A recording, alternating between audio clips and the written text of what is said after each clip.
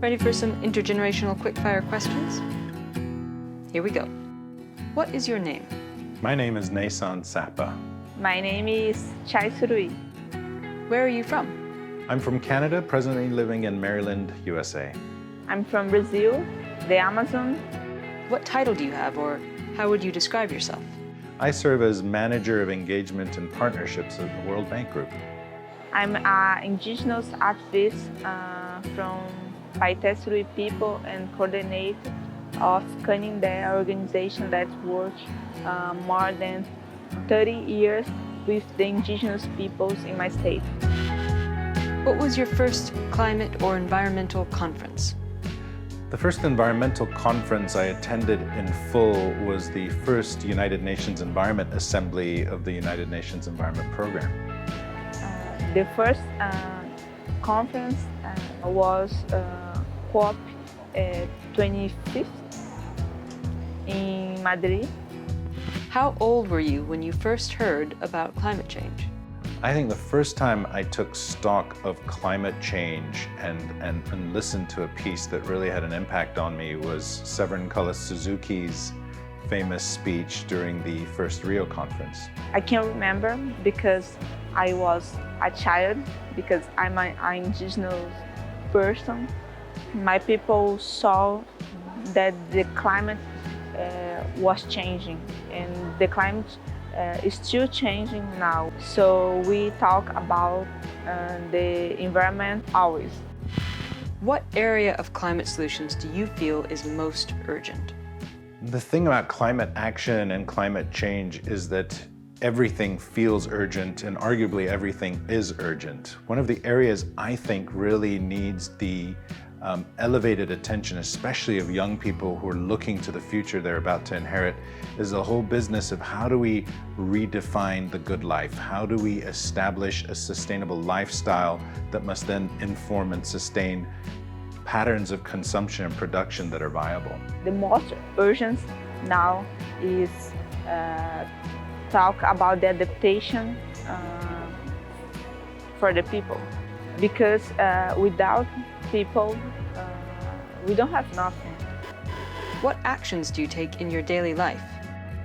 I don't think I take nearly enough action in my daily life, but I try. My professional life, there's a lot of interface with the environmental agenda, the climate agenda. I have this great good fortune of working with Connect for Climate.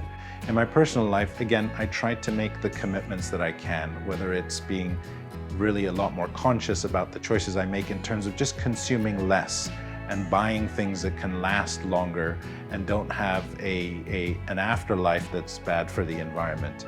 The indigenous peoples are in the front line the climate emergency.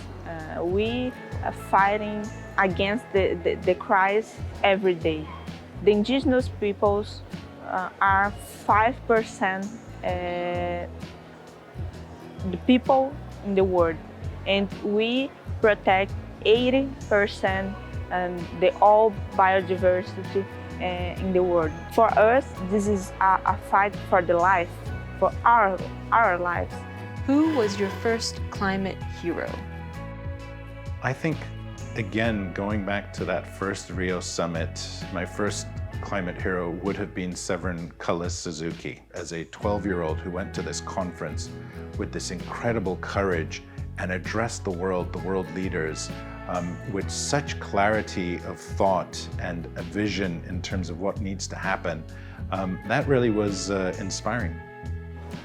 I think I don't have one hero, but to me, all the indigenous peoples, not only in Brazil, but in the world, are my heroes.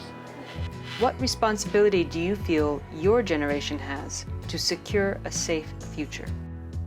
We need to take action now.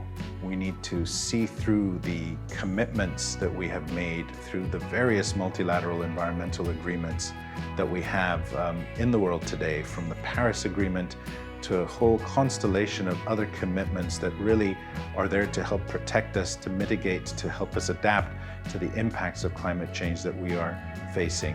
And again, it's about enhancing the agency that we bring to the incredible pressing urgency that we face in the world.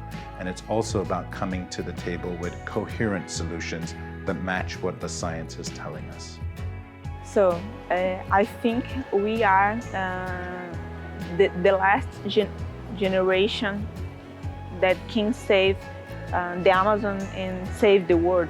So we have a lot of responsibility because we don't have more time.